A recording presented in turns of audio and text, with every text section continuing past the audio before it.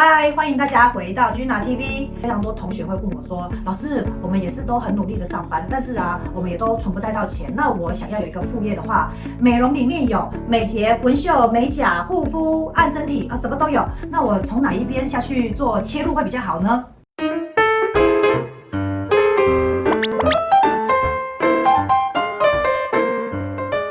我常常都在想我都会告诉我们的同学，还好我们是做美业的，我们不管怎么样，我们就是有一双手，再怎么样呢，靠我们的双手，我们也是可以走下去的。美睫、热蜡除毛、纹绣、雾眉、嘴唇等等等，那到底选择哪一个呢？那我个人推荐你最好入门的就是美睫。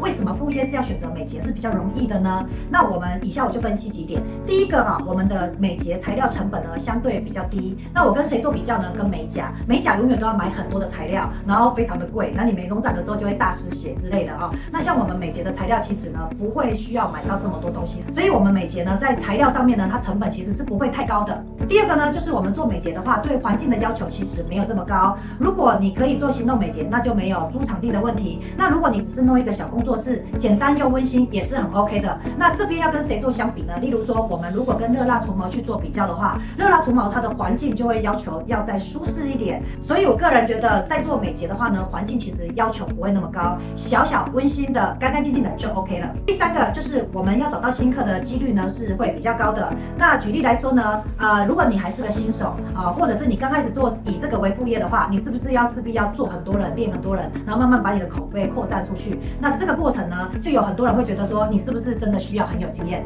那对于美睫来讲，大家都会觉得我就是睫毛粘上去而已，应该也不会出什么大事，所以如果很方便的话，我让你试一下也没关系哦。这个时候呢，新客相对就会非常好找。这个呢，要跟谁做比较呢？当然是跟我们的纹绣做比较。我们要做纹绣，要找到新客，要找到信任你的新客，那有多难啊？第四个就是回头客。我们在做我们的副业，我们也会希望我们有非常多的回头客。只要我们做得好，客人就会一直回来找我们。那美睫就绝对会是符合这一点，因为美睫比较容易做得好看。然后接下来呢，就是他每个月都要来做一次。所以你看，如果我们以这个为副业的话，是不是收入慢慢累积是可以很可观的？第五个呢，学习难度适中。我个人觉得呢，比较简单的是像是热蜡除毛，所以呢，基本上它非常好入门，所以竞争也会非常大。但是呢，如果你像纹绣、雾眉啊、飘美啊这些更难学习的一些项目，好像我要学半天，学了1-2年才可以开始赚钱，这样也不太理想。所以我觉得选择中等的这个难度的，就是以美睫来讲，就是我说要马上学会吗？好像也不是那么快就学会，我最少要练个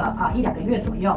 那如果说是不是要练到1-2年呢？我觉得也不可能练到1-2年。所以这样子，你明白我在说什么了哈？所以我们就选择一个中等一点的，然后呢好入门，好不要太简单，也不要太难。我们美睫师的工作就是其实时间很弹性，你可以自己安排。例如说，有些妈妈她早上送小朋友去上课，例如说8点多，那她9点多就可以开始接客人了，然后接，例如说排3个4个然后到小朋友3点多4点多下课之后，她就可以，她那个时间就是忙到那个时间，她就不要做客人，她就可以去带小孩，然后回家煮饭做家事。那我也听过非常多的妈妈说因为有的妈妈是小朋友比较小，在家里会叽叽喳喳一直吵回家就好像在打仗一样。然后那一段她出来上班就是接案的时间呢，她基本上虽然人在工作室里面辛苦的赚钱，但是有非常多的妈妈都说，她在帮客人一根一根接的时候呢，慢慢接的时候心情很平静，好像就在充电一样。然后回到家呢，充饱电又可以开始跟她儿子打仗。所以这是我听过非常多妈妈跟我分享的，我真的觉得真的很有感，因为我们在做睫毛的时候，那个真的会有点六根清净。上班族的部分呢，我可能就会比较推荐你利用你的假日的时间。你看假日你的朋友、你的同事是不是都放假？那他们是不是也想要变美美的？这时候大家就会放假的时候赶快去约做指甲、做睫毛。这时候你是不是可以跟你同事讲说，来，钱给我，我给你收1半的钱，好像收1半也不太好。好啦，反正自己人嘛，没关系的好不容易学习会接睫毛，但是不知道去哪里找客人。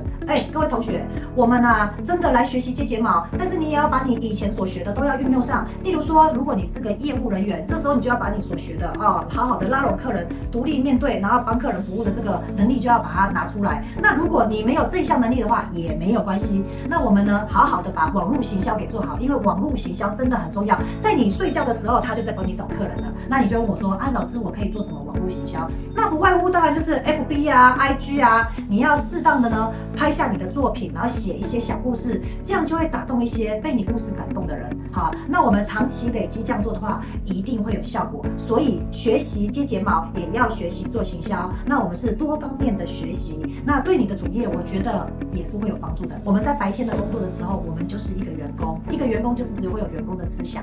但是如果我今天学习做睫毛，好，我就会成为一个老板。那做老板应该要做哪些事情？你很快就会知道说，我这样做可能会有收入。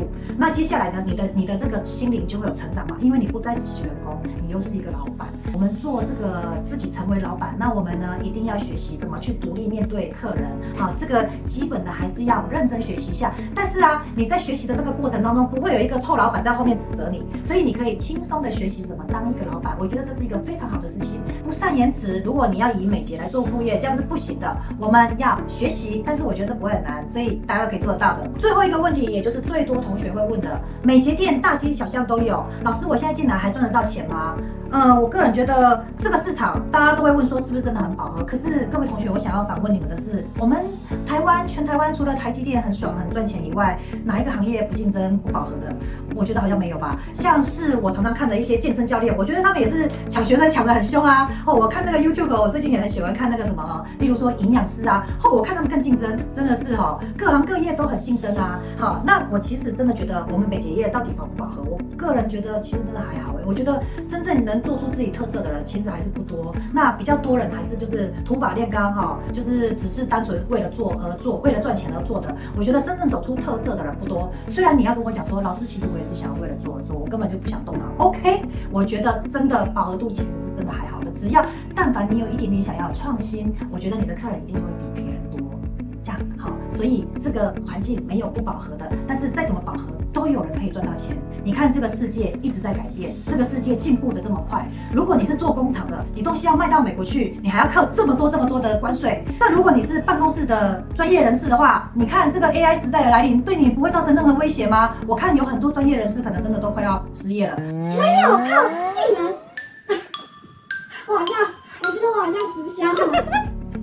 在这个动荡不安的年代里呢，我个人还是觉得唯有一技之长，靠我们的双手才是在这个世界生存下去的最好的办法。所以，如果你想要找一个副业，但是你还不知道要找什么作为你的选择的时候呢，Gina 老师建议你，美睫就是你第一首选。Gina TV， 我们就下回见喽，拜拜。如果你喜欢我的影片，请帮我按赞、分享、留言、订阅，并且要打开小铃铛，你就会在第一时间收到我们的最新消息。我是Gina，我们下回见，拜拜。